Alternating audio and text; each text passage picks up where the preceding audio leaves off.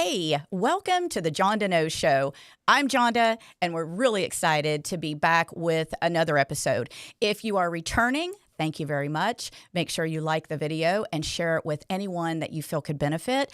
And if you're joining us for the first time, I want to encourage you to subscribe to the channel. You can also click that notification bell, and you'll be notified every time we drop a new episode here at the JondaKnows Show.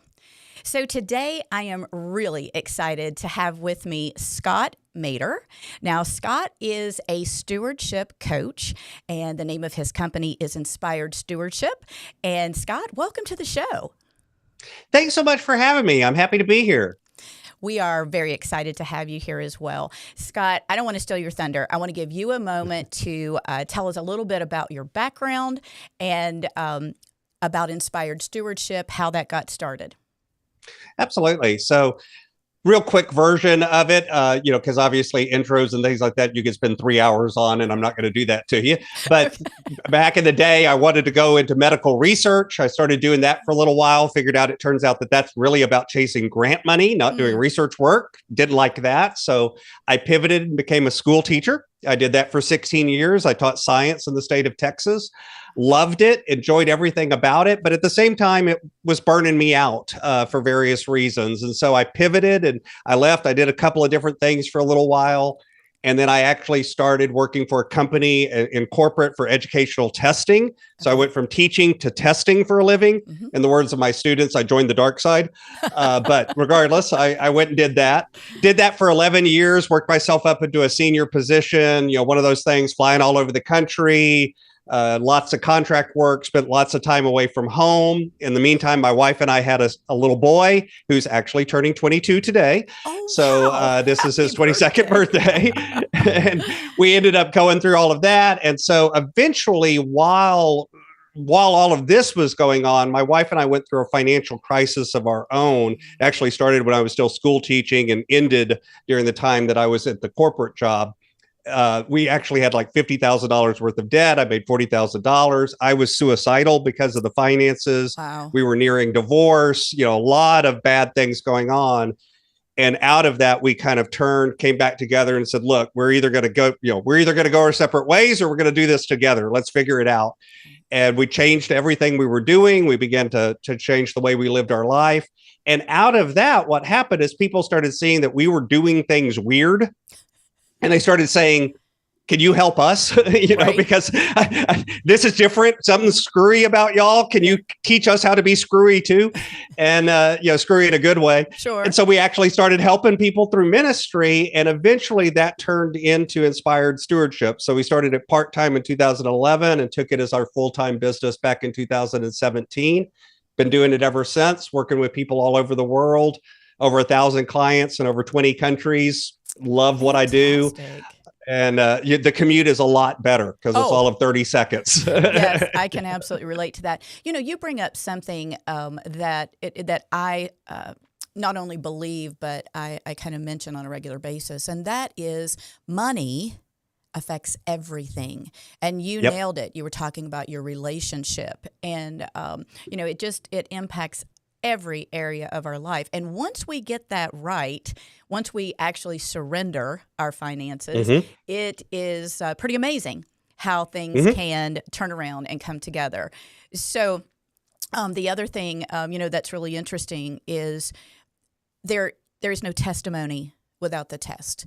And, so it takes those experiences, much like myself, it takes those experiences, it takes that journey, if you will, for you to go through those trials and for you to learn from those and figure out new strategies and new ways to approach things that are what I would call non-traditional, because that's what we do here. We approach money management from a non-traditional standpoint. And it sounds like you do the same. So take a moment, if you would, and just highlight a couple of things that you do differently, if you will, from the non-traditional side of financial coaching.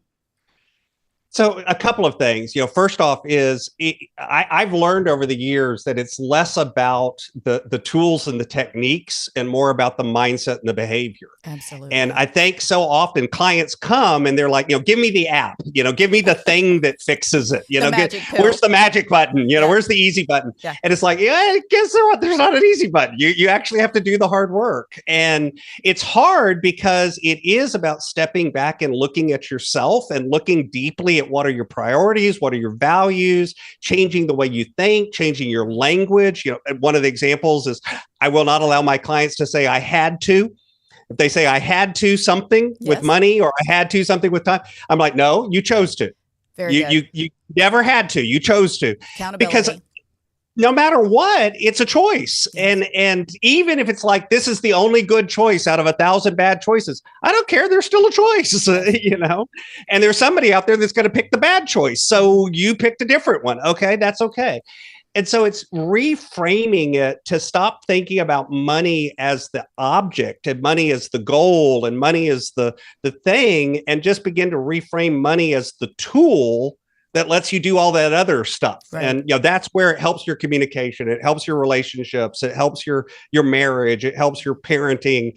It touches all of those different components of your life because you put it in the right place. Right. It's no longer the master, it's the slave. Yes. We often say money's the resource, right? It's the resource. It's not necessarily it's a tool, it's a resource. It's a resource. Right. Yep. And again, it's really interesting that you bring up the mindset. I could not agree more. As I mentioned earlier at JondaKnows, we approach investing and wealth management from a non-traditional standpoint. It's very true that if you keep doing the same thing, what they say, the definition of stupidity, just do the same thing over and over, and you're expecting a different result, that will not work.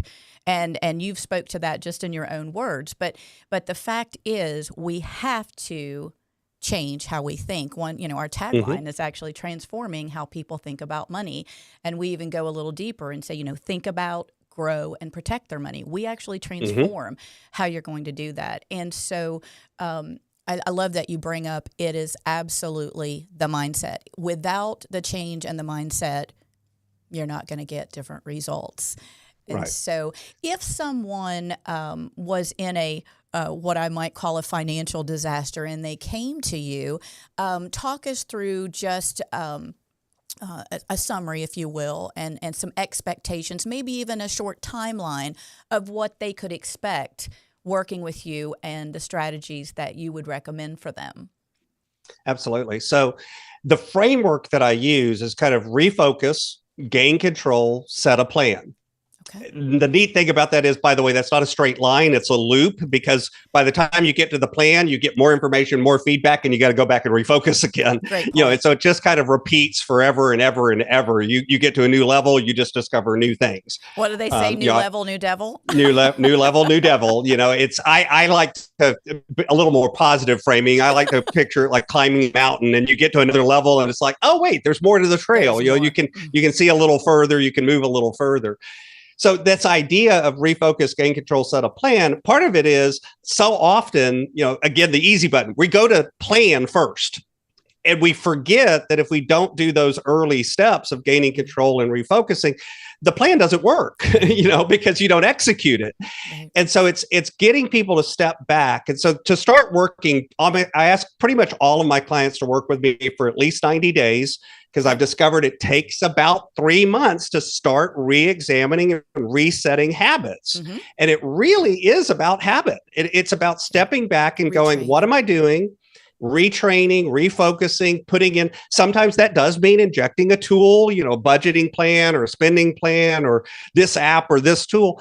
But the tools come at I like to tell people I'm a mechanic and I've got a big toolbox with lots of different tools. Sure. And my job is to work with you to go, okay, wait, diagnosing what's going on in your life, here's the right tool for you, as opposed to everybody uses the same tools, the same way, the same time. That doesn't work, because everybody's life is different. If you've got young kids at home, guess what? You've got a different set of demands than a single person. 100%. Not good or bad, just different. Yep. And it's okay that it's different. but it's acknowledging that and putting into place. And I think that's why so many people struggle, is because they hear all the absolutist advice out there of this is the one way to do it. And there's never just one way to do it. There's always different routes. Absolutely. And again, I'm glad you bring that up. There's so many, I just call them financial celebrities. I mean, I just kind of call it what it is. Gurus. There's a lot of them, financial gurus, financial celebrities. There's a lot of them out there. And unfortunately, often they're spewing what I call toxic information. And there is no one size that fits all. And it's very important, again, love your toolbox example, because like us, we have a number of different products, strategies, and based upon your needs, we'll pull the right product or the right strategy. And it's also important, and I think you'll agree here as well, is that as we get older, we go back to the toolbox and perhaps use a different tool because the one we used previously no longer fits the circumstances. And I think, you probably see it in your business as well as we see it in ours, is that people get complacent, right? They get stuck. They got a financial advisor 15, 20 years ago. This is the plan they put them in. They're not getting a lot of reviews, a lot of communication, and they're just stuck. And it's not doing what it's supposed to do. So very important to use the correct tool at the right time, and then obviously do those reviews as you guys do as well. Well, and revisit it. Yeah, that's again that loop that I was talking about. Refocus, gain control, set a plan. Because if you just stop on set a plan and never go back and refocus again, then you're exactly what you're talking about. You get to a new phase in your life, but you haven't adjusted the tools for the fact that you're in a new phase in your life. And now you're stuck in a bad plan. All right. Well, Scott, thanks so much for joining us today. Please tell our guests how they can get in touch with you if they'd like to know more about your products and services. Absolutely. So I actually put together a special landing page just for your listeners. So if you go to my website, which is inspiredstewardship.com, and then just put in /JondaKnows, all one word, you'll find a page there as information about my services. It has some free resources that people can get a hold of in the areas of time, talent, and treasures. Has some information about a book that I've written called Inspired Living that kind of walks you through this framework if you want to kind of DIY it. And of course, there's a link there where you can jump on a call. You can find out information about my podcast. All of that's over there at inspiredstewardship.com /JondaKnows. That's great. Thanks so much. Guys, we are currently in a very volatile market with our economy as our country goes through a transition. And we are very happy at Jonda Knows just to report back to you that not one of our clients has lost a dime in these current markets. And if you would like to know more about how we do that, please visit us at JondaKnows.com. And that's all we have for you today. We'll see you in the next one.